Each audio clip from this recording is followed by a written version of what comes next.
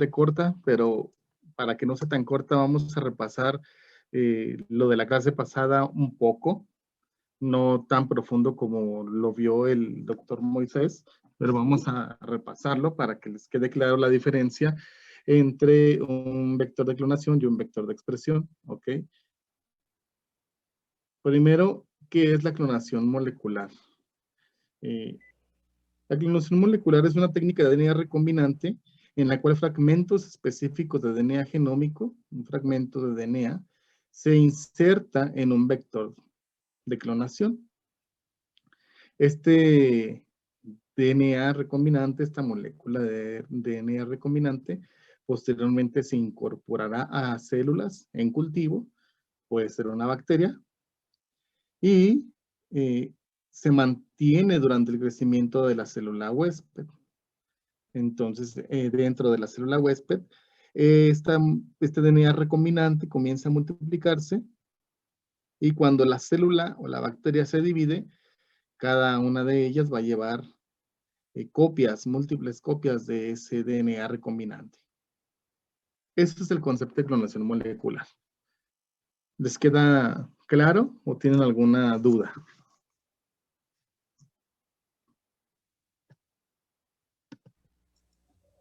No hay dudas. Todo bien. Un vector de clonación, como ya lo vieron con el doctor Moisés, pues son moléculas pequeñas de DNA que tienen la capacidad de autorreplicación dentro de las células huésped. Y estos vectores de clonación son utilizados para transportar estos fragmentos de DNA a esa célula huésped. El vector, en este caso nos representan un DNA plasmídico, el cual se corta y en ese se introduce el fragmento de DNA y cómo se va a pegar ese fragmento de DNA exógeno a este DNA que sirve como vector con una DNA ligasa. Ya una vez que está unido, ya se obtiene la molécula de DNA recombinante y ya se introduce por diferentes metodologías en la célula huésped. Eso lo van a ver en la siguiente clase cuando vean técnicas o metodologías para transferencia o inserción de material genético en célula huésped. Estas son las características generales de un vector de clonación.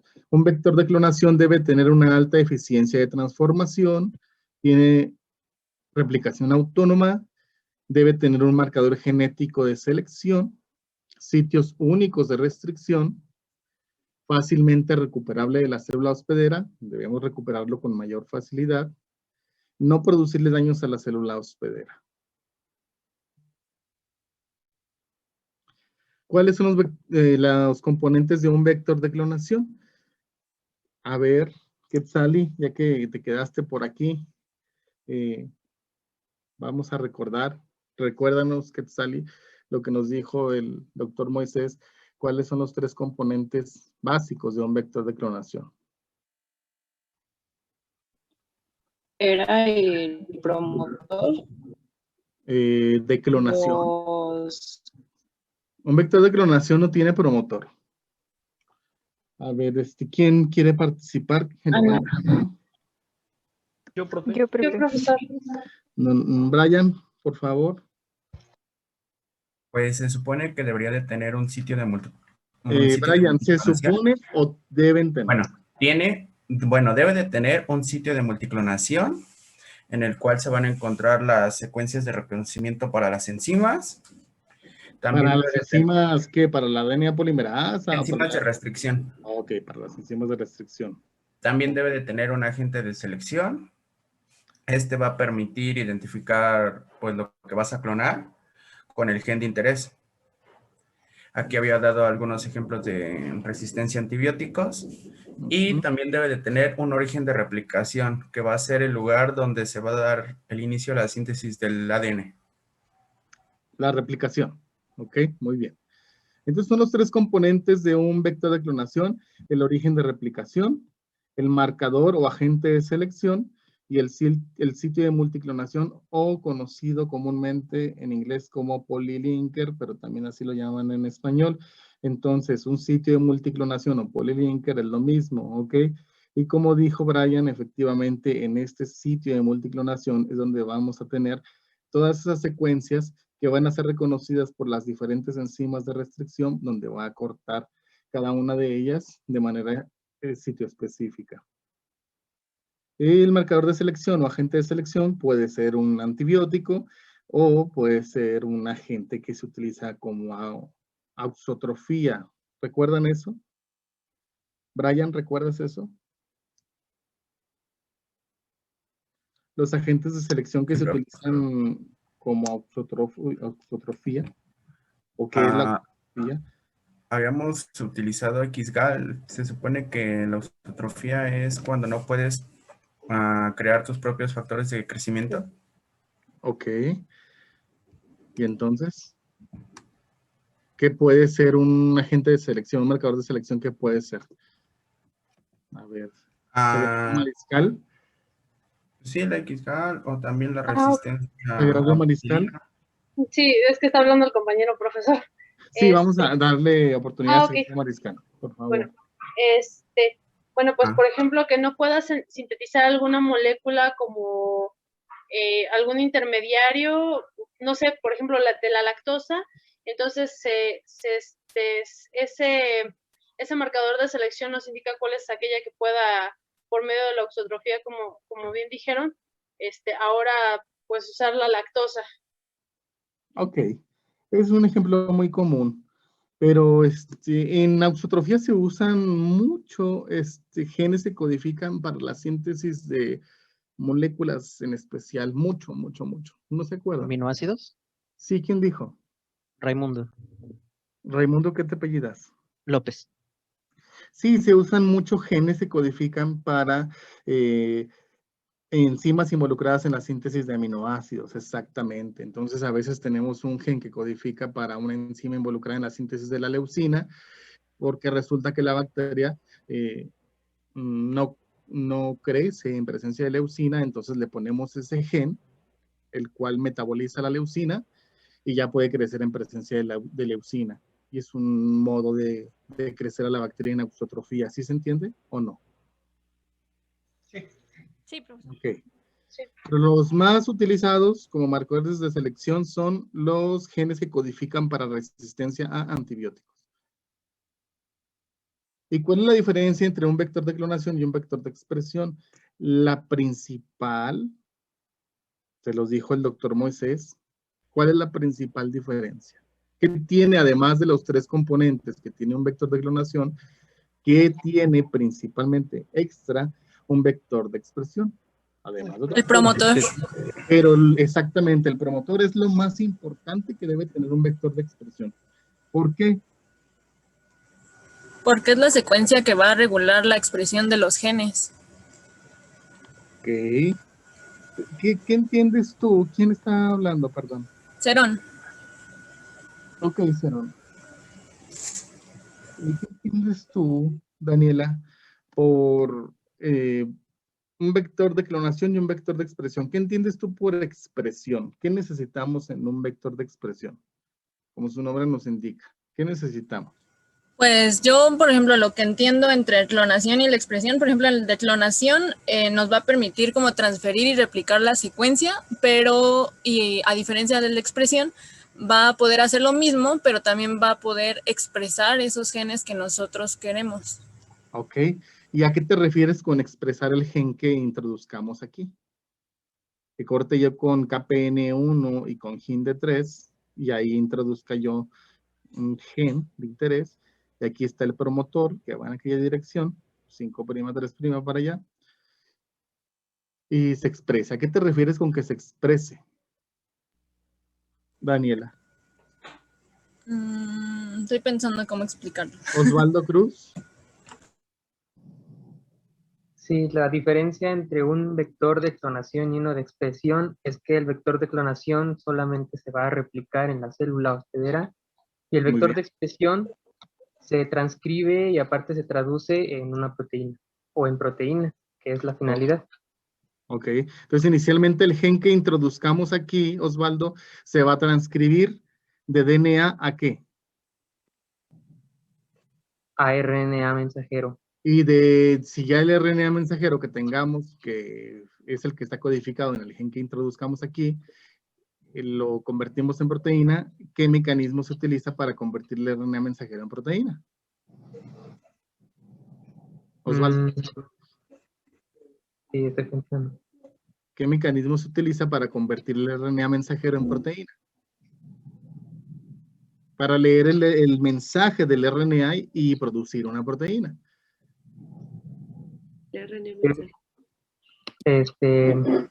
Son estas, ¿cómo se llaman? ¿Cómo se llama el proceso del dogma central? Es La traducción. traducción. ¿Sí? Traducción. Ok.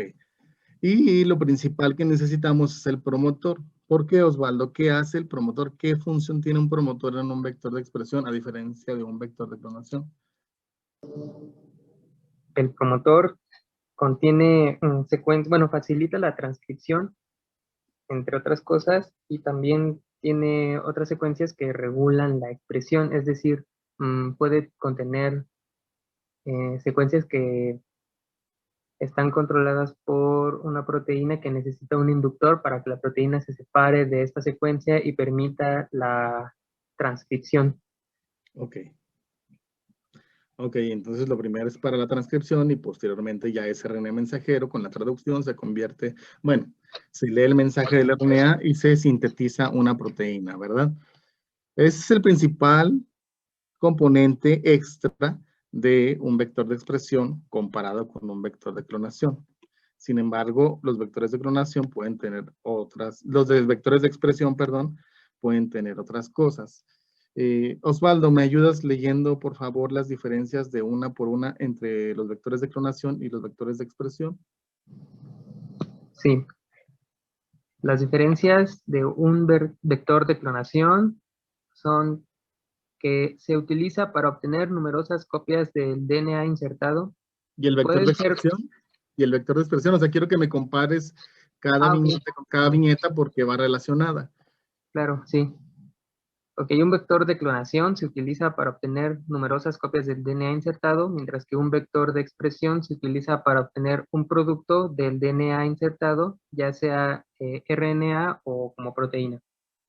Ok, hasta ahí. Generalmente, siempre un vector de expresión obtenemos hasta la proteína, pero también podemos obtener únicamente el RNA. Si es un RNA no codificante, no va a ser reconocido por el ribosoma, pero vamos a obtener un RNA como producto.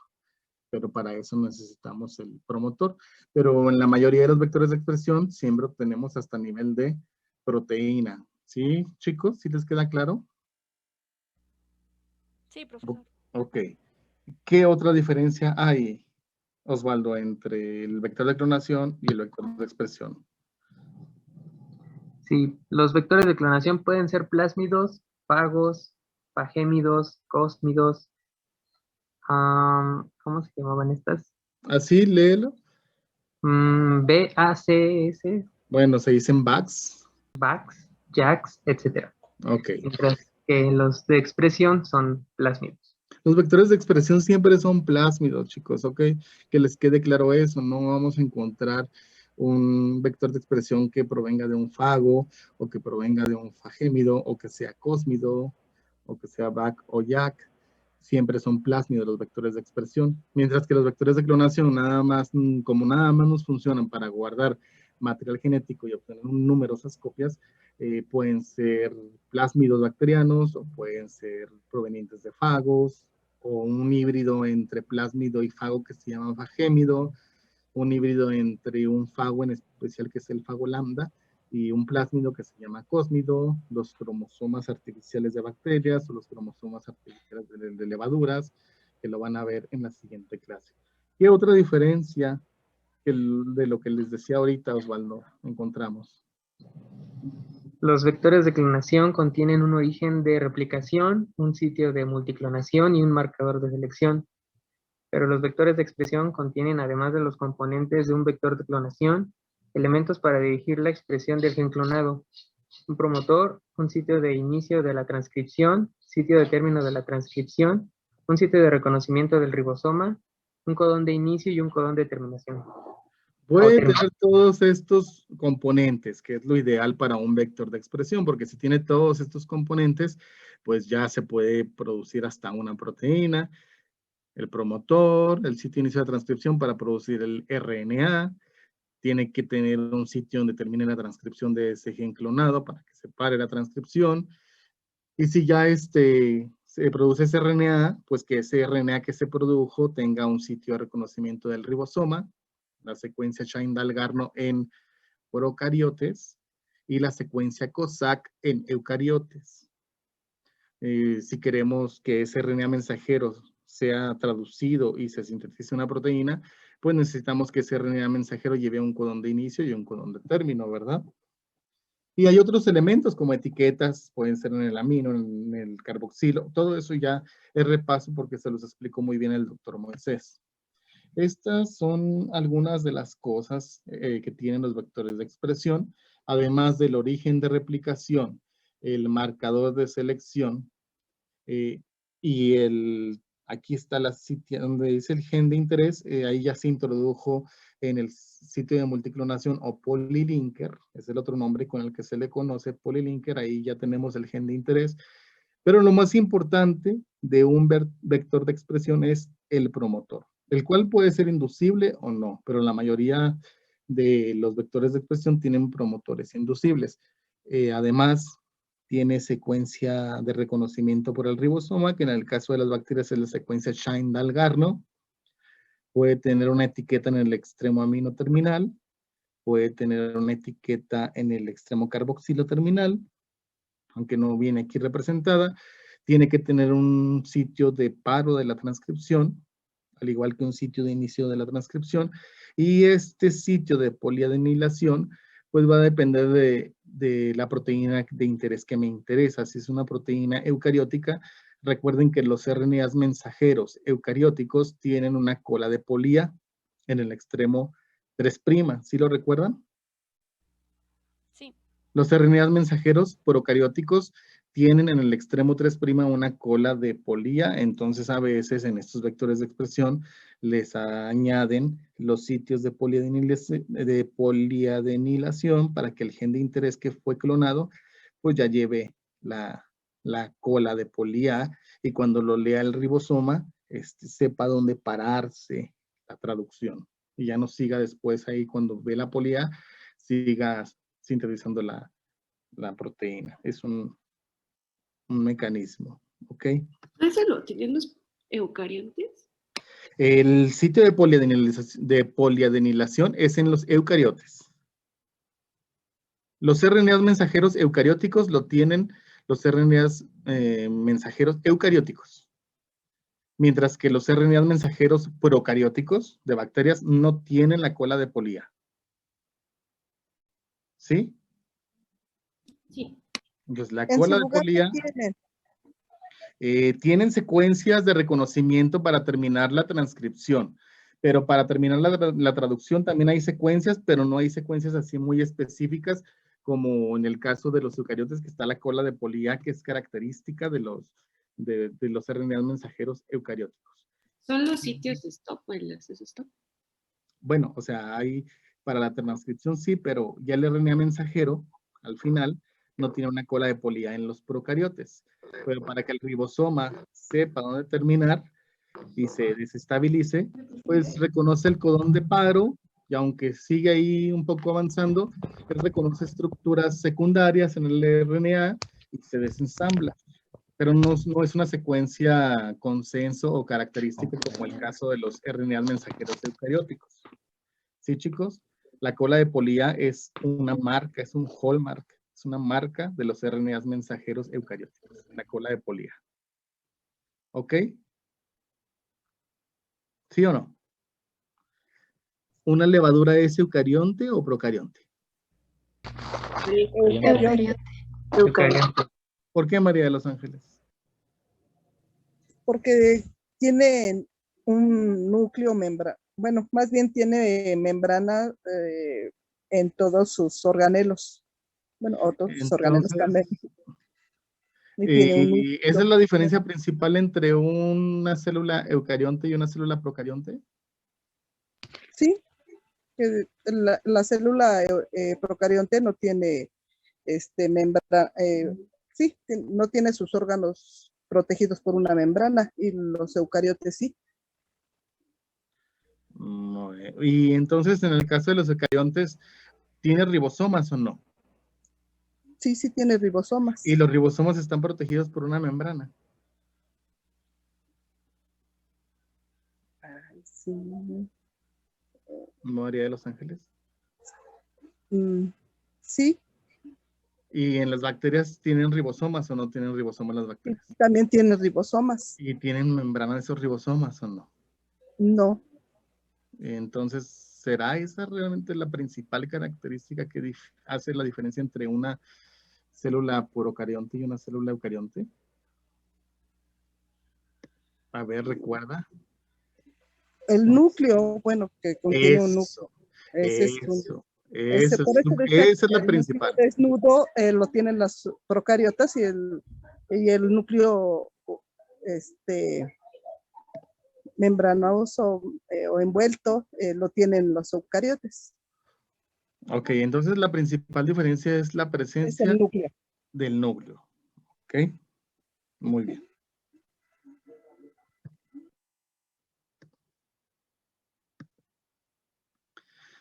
Como les mencionaba anteriormente y como les mencionó también el doctor Moisés, existen vectores con promotores inducibles.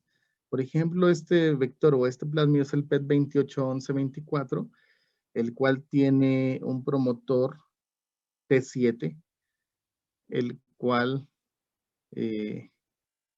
aquí tenemos el operador del operón lactosa.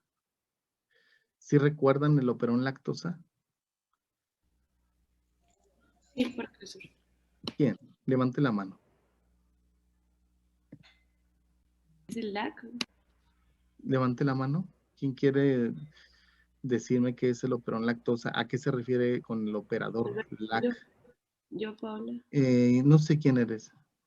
Paola. Ok, Paola. Explícanos. ¿A qué se refiere eso del operador LAC? Es un operador que se va a mantener inactivo por una proteína, no me acuerdo cuál. Y, por ejemplo, en caso de que haya presencia de lactosa, pero ya no de glucosa, se va como que el que inhibe el promotor se va como soltar y entonces el promotor ya va a poder replicarse. No sé si O sea, el promotor se replica, o sea, la proteína que se une al operador inhibe la replicación del promotor T7. No, a ver. No, el operador va a ser el que esté controlado, ¿no? Va a ser el que esté como inhibido cuando Ajá. la lactosa. Y el promotor, pues, va a ser como que el que permita lo que es la transcripción, ¿no? Ok. Entonces, el promotor es una secuencia que es reconocida por la RNA polimerasa, ¿no? Así es. Ok. Pero como río abajo, de donde quiere avanzar la RNA polimerasa, se topa con el operador LAC, ahí hay una proteína que está unida a ese operador. Esa proteína se llama LAC-I, LAC-I, I de inhibidor. I de inhibidor. De hecho, este plásmido tiene el gen que codifica para LAC-I. Entonces, este plásmido da origen al RNA mensajero de LAC-I y por lo tanto se produce la proteína LAC-I, la cual viene y se une al operador LAC y reprime la transcripción, inhibe la transcripción, porque no permite que avance la RNA polimerasa aunque se una al promotor T7. ¿Sí o no? Sí. Creo que sí. Entonces, Paola, tú ver. decías que agregando lactosa se quitaba el inhibidor. Paola. Sí. Y ¿crees que sea un buen consejo agregar lactosa a los medios para quitar? Creo que, perdón. No, más bien lo que tiene que pasar es que ya no haya glucosa, ¿no? O sea, que sea su única fuente de carbono, la lactosa para que pueda... Ok, la lactosa quita al aquí, sí. Porque la lactosa o la alolactosa en específico se une al aquí, hace que cambie su conformación y no se pueda unir al operador. ¿Sí? ¿Paula? Sí, sí. Ok. Y cuando se quita LAC-I del operador, pues ya la RNA polimerasa puede avanzar y puede transcribir el gen que esté clonado aquí. Ok. Pero la bacteria utiliza la lactosa como fuente de carbono. Entonces se recomienda añadir un análogo de la lactosa que no sea metabolizado por la bacteria. ¿Tú sabes cuál es, Paula? Y lo mencionó el doctor Moisés. Sí, lo mencionó. Espérenme. Ok, levanten la mano el que sepa. Ay, no, espere. Sagrario Mariscal. Un inductor gratuito como el IPTG. Ajá. ¿Qué significa IPTG? Ay, no me acuerdo del completo, profe, perdón. ¿Alguien sabe qué significa IPTG?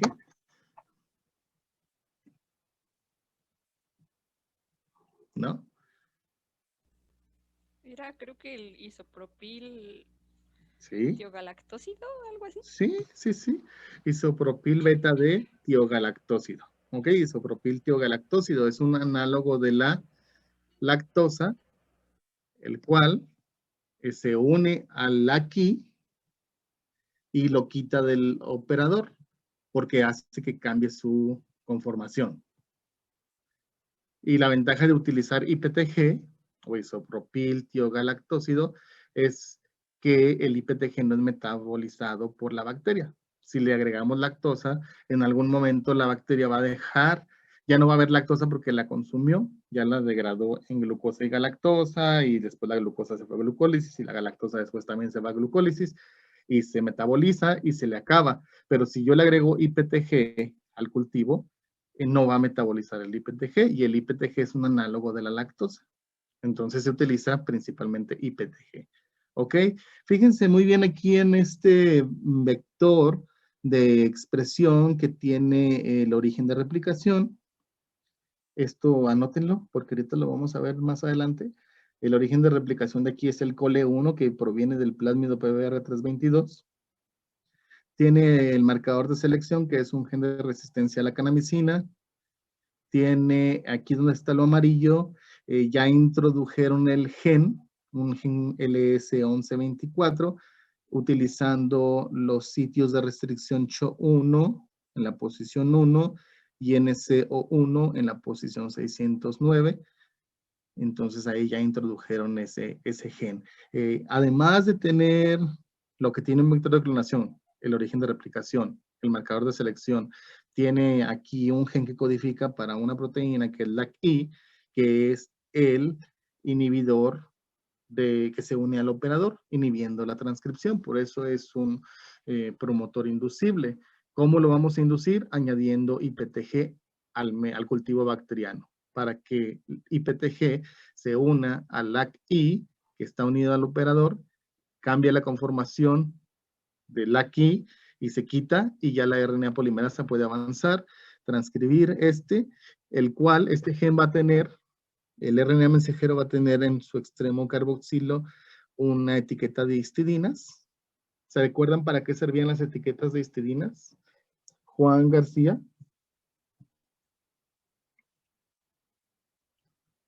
Juan García. No, profe, no recuerdo. Guadalupe García.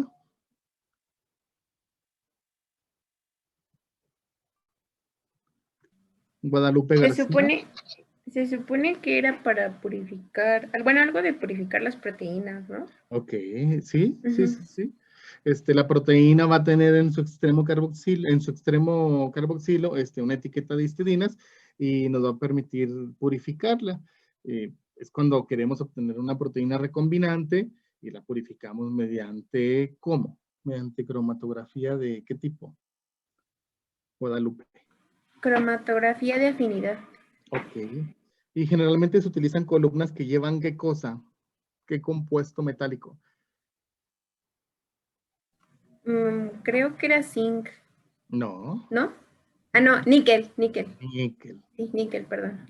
Entonces se utilizan columnas que van cargadas con níquel, ahí se agrega el níquel y ya se hace pasar esa proteína que tiene en el extremo. Aquí en este caso van al extremo carboxilo, pero la etiqueta de his puede ir también en el extremo amino, ¿ok? ¿Y a qué se refiere T7 terminador? Pues es donde va a reconocer la RNA polimerasa que debe parar la transcripción, ¿ok?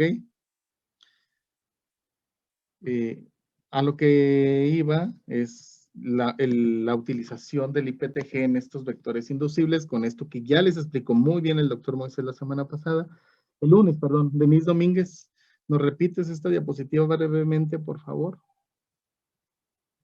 Para que quede bien claro y les vaya muy bien en la parte de vectores de clonación y vectores de expresión, los problemas que les pone el doctor Moisés en el examen. ¿Recuerdas esta figura? Creo que es igualita a la que presentó el doctor Moisés el lunes. Yo la vi igual, no sé. ¿Sí? Silencio. Denise Domínguez.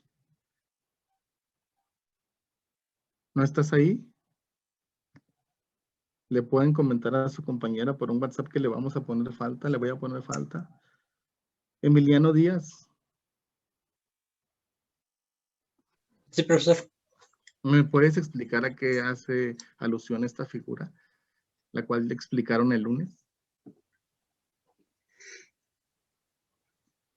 Bueno, se hace alusión a que al momento de que de la E. coli tiene su propio represor de LAC, bueno, el propio represor LAC.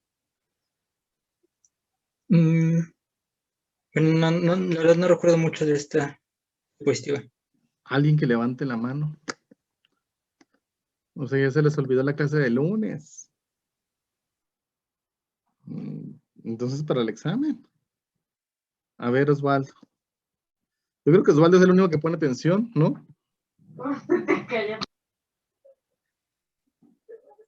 A ver, Osvaldo, vamos a darle oportunidad a Adriana, que también levantó la mano. Ah, perdón. Bueno, No, adelante. sí, está bien, Osvaldo. Muchísimas gracias, porque ya tú siempre nos contestas, pero te vamos a darle oportunidad a Adriana. Adriana, ¿todavía quieres participar? Sí, breve. Ok. Bueno, ok, pues tenemos el genoma de Escherichia coli, que está codificando, de hecho, para LAC-I, que es el represor. Entonces, vamos a tener el IPTG, que va a ser el que va a actuar como represor de este gen. Entonces, el promotor, bueno, el IPTG no actúa como represor. ¿No? A ver, chécate muy bien. No, es un inductor. Ajá.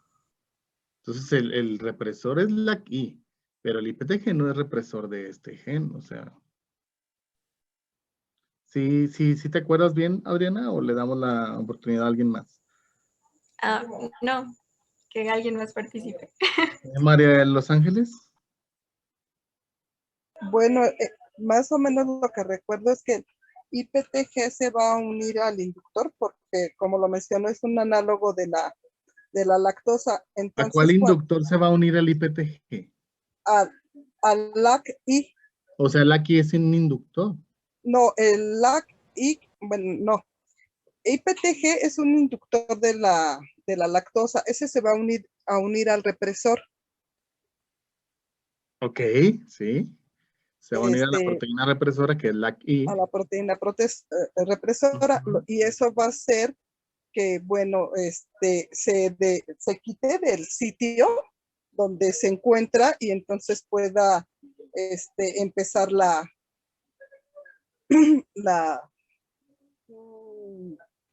transcripción, perdón. Ok, la transcripción. ¿De qué aquí, en este ejemplo que les pusieron el lunes y que les estoy repitiendo hoy?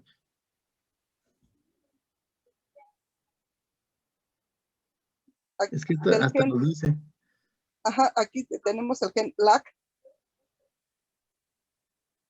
¿Qué nos interesa transcribir? Nos interesa... Ese gen de T7, que es el gen de la de la polimerasa PT7. Osvaldo, entonces sí, ayúdanos, por favor. Sí. ¿Les puedes explicar a tus compañeros otra vez esta figura que explicaron el lunes? Sí. Bueno, aquí esto nos explica cómo funciona un vector que tiene un promotor inducible. Y en el primer caso, observamos que en el genoma de Escherichia coli tenemos a LAC-I, que es un gen represor, pero también vemos que está el gen del LAC, el promotor, pero como se expresa este gen LAC-I, se expresa el represor, por lo tanto la transcripción no ocurre y el gen de interés, que es el T7, no se está transcribiendo, por lo tanto no se estará expresando, a menos que se adicione el IPTG, que es el inductor, el cual tiene como función unirse al represor LAC. Cuando esto sucede, cambia de conformación y se separa del ADN, lo cual permite el paso libre de la polimerasa de Escherichia coli. Entonces se puede expresar esta proteína, que es una polimerasa, como lo indica aquí la figura, y lo mismo puede suceder en un plásmido, como en el plásmido PET, este vector PET. Como vemos, también contiene la secuencia LAC-I, que es la secuencia del represor, y de la misma manera funciona con las bacterias que tenemos transformadas con este plásmido. Al adicionar el IPTG, va a liberar del represor al plásmido, y ahora la polimerasa que se expresó anteriormente en el cromosoma es la que va a replicar, en este caso, el plásmido. Y después, pues bueno, se va a producir esta proteína. Aquí dice la que tiene el de amarillo, que dice genes de interés. Es un gen de interés. Una proteína que tú tengas recombinante como la insulina o una proteína de la bacteria, etcétera. ¿Ok? Exactamente. Bueno. Apréndanse muy bien esta imagen, jóvenes. Tómenle foto, traduzcan esto, pero más que aprendérselo, entiéndanlo. ¿Ok? Cómo funciona un vector de expresión cuando tienen los promotores que son inducibles. En este caso, les ponemos el ejemplo cuando son inducibles con IPTG, porque pueden ser inducibles con otros carbohidratos o con otras moléculas, ¿ok? Bueno, vamos a ver otro ejemplo de un vector de expresión. Este es el PBAT-MIC-HIS. Hay tres versiones, la A, la B y la C. Tenemos el origen de replicación, que viene del plásmido PBR322, el marcador de selección, que es un gen de resistencia a la ampicilina, y el sitio de multiclonación o polilinker, que es donde tenemos todos los sitios de reconocimiento para las enzimas de restricción, en donde vamos a clonar el gen de interés. Este vector de expresión tiene un promotor, que es el PBAT. Este promotor es inducible por arabinosa. El PBAT es un promotor inducible por arabinosa. El PBAT es un promotor inducible por arabinosa. El PBAT es un promotor inducible con arabinosa. ¿Ok? Lo que podemos ver también aquí es que en esta secuencia de multiclonación, río arriba tenemos el codón de inicio. Tenemos una etiqueta que se llama MIC, la cual es un epítope que puede ser reconocido por anticuerpos y lo podemos utilizar para después esa proteína inmunodetectarla por Western blot, por ejemplo. Y tenemos una etiqueta en el extremo carboxilo de 6 histidinas y el sitio de término de la transcripción que va a reconocer la RNA polimerasa. ¿Para qué dijimos, Paola, que servían la etiqueta de histidinas? Para purificar. Ajá, es para la obtención de proteínas recombinantes y poder purificar esa proteína recombinante. ¿En qué se basa la metodología de purificación de las proteínas que llevan esas etiquetas de histidinas en cualquiera de los dos extremos, Paola? ¿En qué se basa? ¿Cómo se purifica una proteína recombinante que lleva una etiqueta de histidinas? Ay, pues... Lo acaban de decir ahorita y lo vieron el lunes. perdón, tuve un cliente. Creo que era o sea, como por ejemplo, ay, no sé si estoy bien, pero por, ¿cómo se llama? Por técnicas de... Sandy Limón, por favor. Gracias, Paola. Si no mal recuerdo, era mediante anticuerpos que... No. Bueno, pues sí se podría, pero la técnica que nos enseñó el doctor Moisés el lunes fue una cromatografía y la dijeron ahorita. ¿Quién la dijo? Levante la mano, ¿quién la dijo? Por cromatografía de afinidad. ¿Quién es? ¿Quién habló? Es que no puedo ver cómo estoy aquí. Yo no la dije hace rato, pero ahorita la dije yo. Soy Oscar Mayén. Ok, Oscar Mayén. Una cromatografía de afinidad. ¿En qué consiste esa cromatografía de afinidad, Oscar?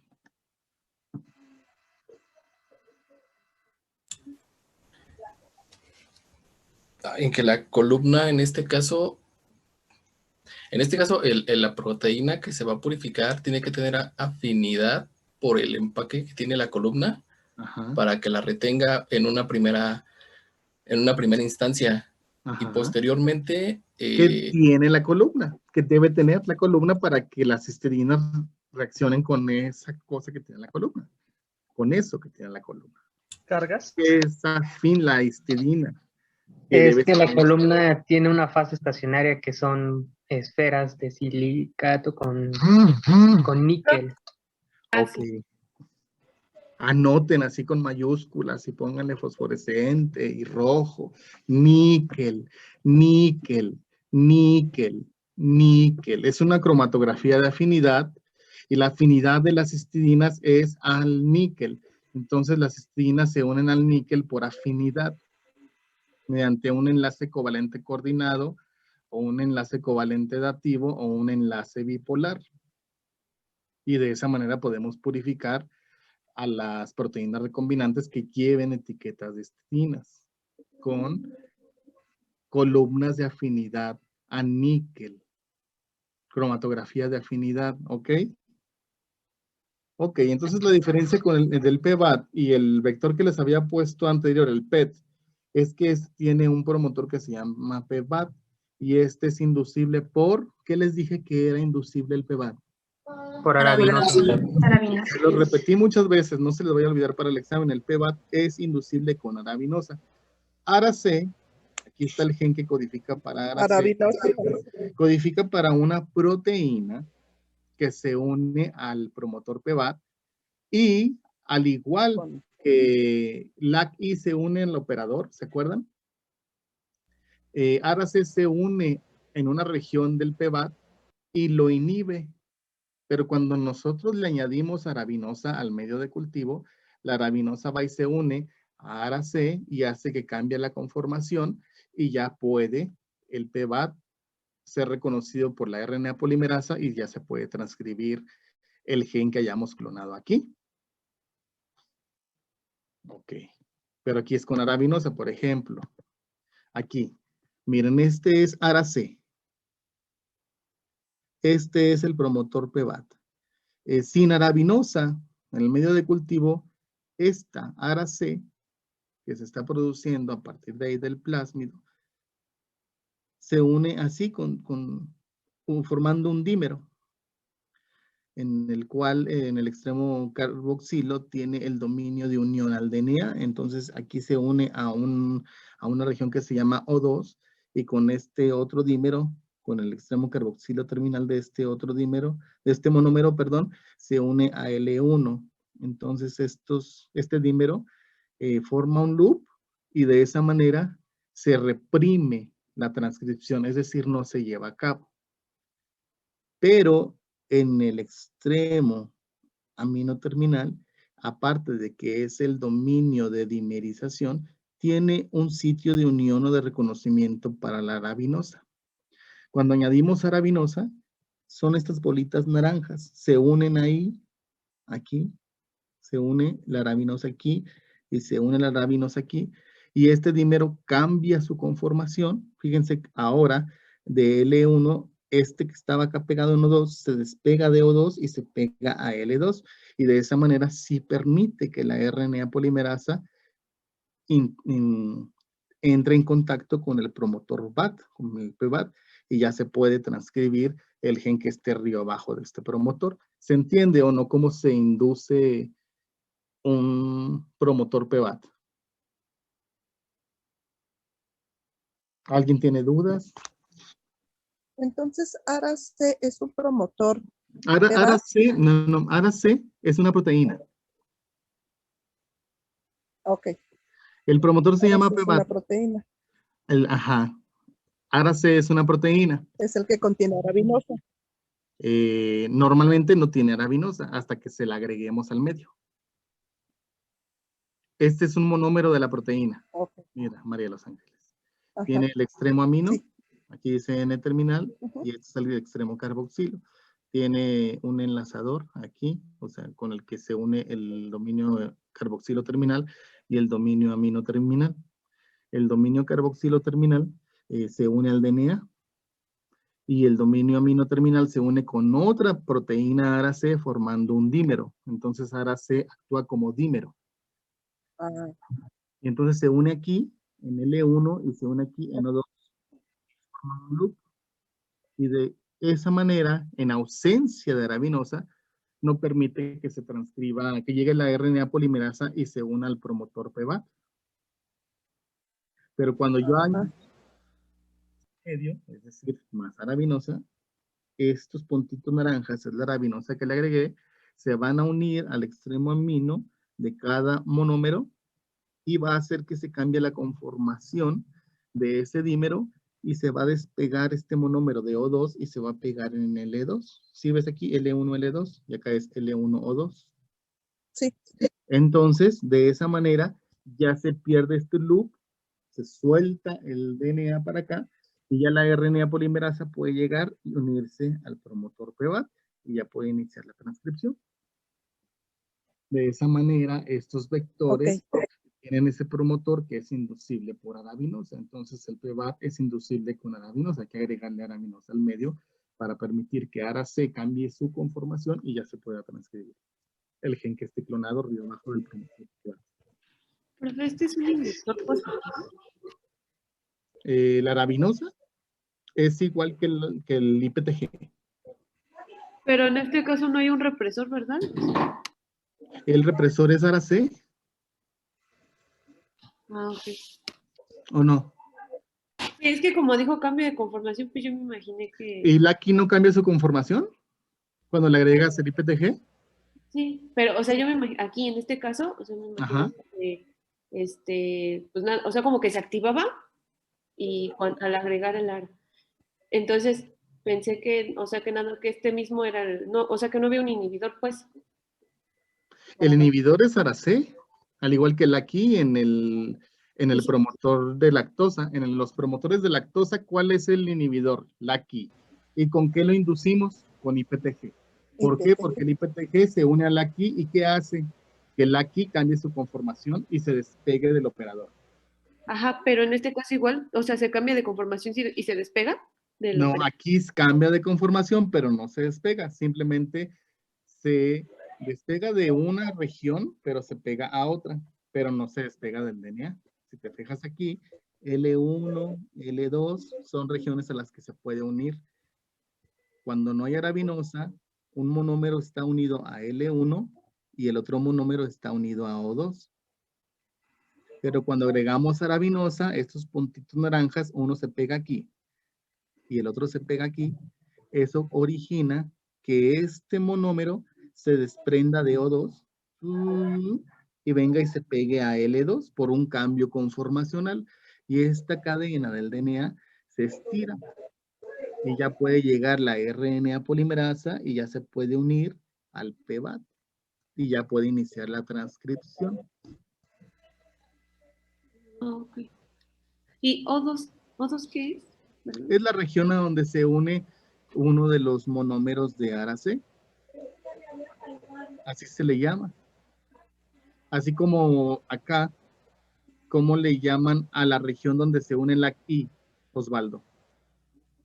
Al operador donde se une LAC-I se llama LAC-O. ¿Ok? ¿O no? Sí. Sí, profe. Así como el operador donde se une LAC-I se llama LAC-O, La región operadora a donde se une uno de los monómeros de ARA-C se llama O2. ¿Está muy difícil este esquema la Walt Disney? No, de hecho se ve que actúa como un candado, bueno, como un tope, profesor. O así como lo explicó, yo lo entendería que funge como un tope, entra la arabinosa, hace que ese tope se voltee o se quite y se pegue a otro lado y sigue la transcripción. Una vez que la arabinosa volvió a quitarse del medio, vuelve otra vez el tope o como un candado, por así decirlo, para que no se pueda usar el gen, o bueno, replicar el gen. ¿Replicar? Perdón, usar el gen, perdón. ¿Usar cómo? ¿A qué te refieres con usar? Bueno, que siga todo la marcha del... ¿Cuál es la palabra clave que hemos estado manejando? ¿Qué hace la RNA polimerasa? Ya llevaron genética microbiana, jóvenes. Replicar. Ah, la RNA polimerasa replica. No, ay, no. Transcribir, Transcribe. perdón, profe. Perdón, es ¿Quién transcribir. les dio genética microbiana para quejarme con Lourdes Villatanaca o con Toño Ibarra? No, fue hace mucho que la tomé, por eso no me acuerdo, perdón, profe. No puede ser. Es que aquí ya deben de tener estos, no nos vamos a regresar a la transcripción y a la replicación así tan a detalle porque se supone que lo llevaron muy bien en genética, ¿no? A ver, ok. Y por último, hay vectores eucarióticos, así brevemente, el doctor Moisés nos explicaba unos vectores que tienen una secuencia señal o péptido señal en uno de los extremos, es decir, la proteína que se obtiene después de clonar el fragmento del gen, tiene una secuencia señal o un péptido señal que se llama VIP. ¿Se acuerdan para qué servía esa secuencia VIP? Alguien levante la mano, por favor, no se amontonen. Osvaldo Cruz. Vamos a darle chance a ver a alguien más si se anima, Osvaldo. Ya la última. No me molesta que participes, pero pareciera que nada más te damos clases a ti. Entonces, a ver, ¿es una doctor secuencia Moisés. de secreción? Ok, ¿para qué sirve la secuencia VIP, María de los Ángeles? Es bueno, se utiliza también para purificación. Ajá, pero... bueno, es que es de lo que más me acuerdo. ¿Sally Espinosa? Bueno, con eso se pretende secretar la secuencia para que sea más fácil de, más bien el péptido, para que sea más fácil de purificar. Ok. ¿Por qué? ¿Qué pasa en las bacterias cuando no tenemos péptido señal? ¿Cómo tenemos que sacar esas proteínas que se están produciendo que te salen? Pues con DNA y con más... Con DNA se sacan las proteínas, con DNA. Con más residuos de péptidos. Con residuos de péptidos, o sea, al cultivo bacteriano le agregas residuos de péptidos para que salga la proteína recombinante. No. Yo creí que salía con todo eso. Haz de cuenta que la proteína recombinante en una bacteria no tiene péptido señal, entonces no se va a secretar. Pero yo la quiero sacar de la bacteria para purificarla, ¿no? A ver, Osvaldo Cruz. Lo que pasa con las bacterias es que es muy difícil porque pues, contienen muchas proteínas y en sistemas eucarióticos se utiliza las secuencias BIP porque lo que recuerdo que explicó el profesor fue que se utiliza para... son secuencias que favorecen o promueven la secreción mediante vesículas, ya que, bueno, se aprovecha los organelos como el aparato de Golgi y estos que internalizan moléculas en vesículas para poderlas purificar con más especificidad. Osvaldo, tú, si estuvieras trabajando en un laboratorio de biología molecular y te dijeran, necesitamos la proteína de la bacteria E. coli, ¿meterías el gen que codifica para esa proteína en un sistema eucariótico? No tiene caso, tiene Porque caso. Pero si ok, te dicen, necesito que me hagas la proteína recombinante de la somatostatina, la cual necesita estar glicosilada. ¿Lo puedes meter a E. coli o no? ¿Te convendría meterlo a E. coli?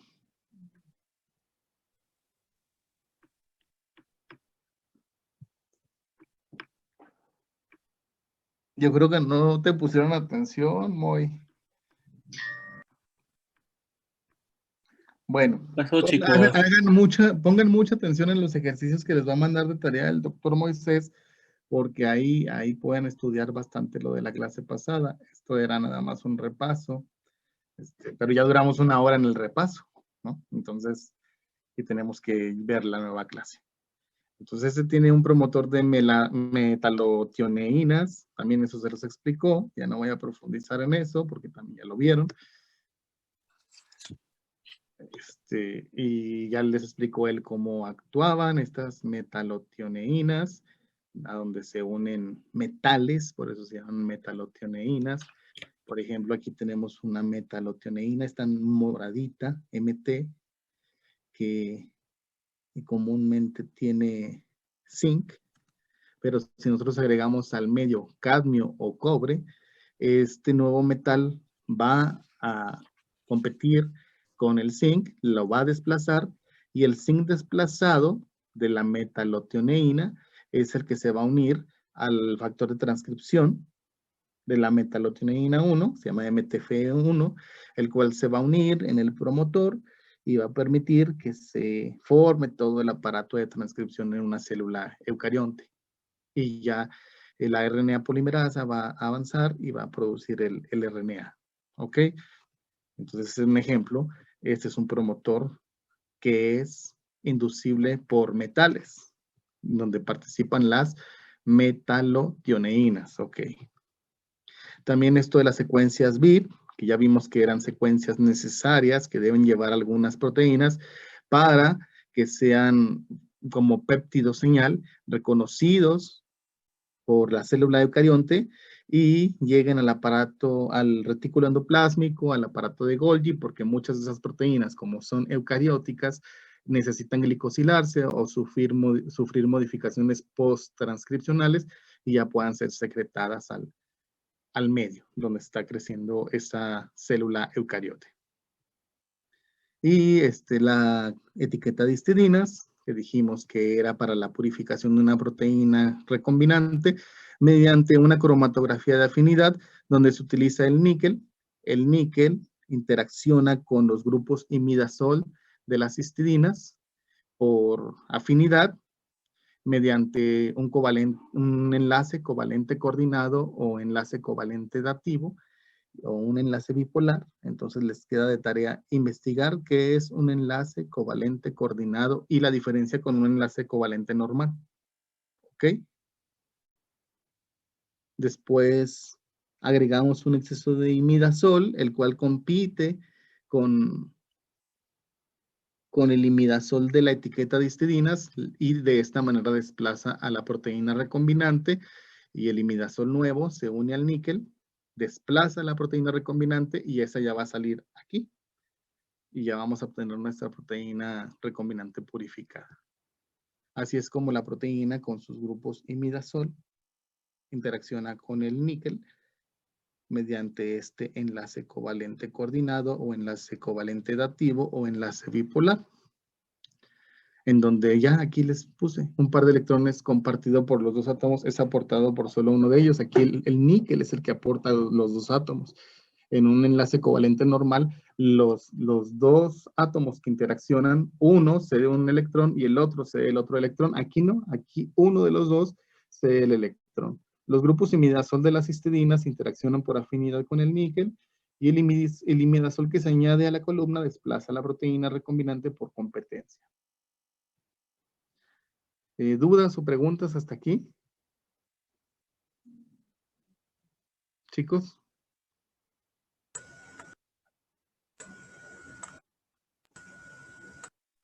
Todo bien, Ok, creo que no, profesor. vamos a ver vectores de clonación basados en plásmidos de E. coli y en bacteriófagos. ¿Sí?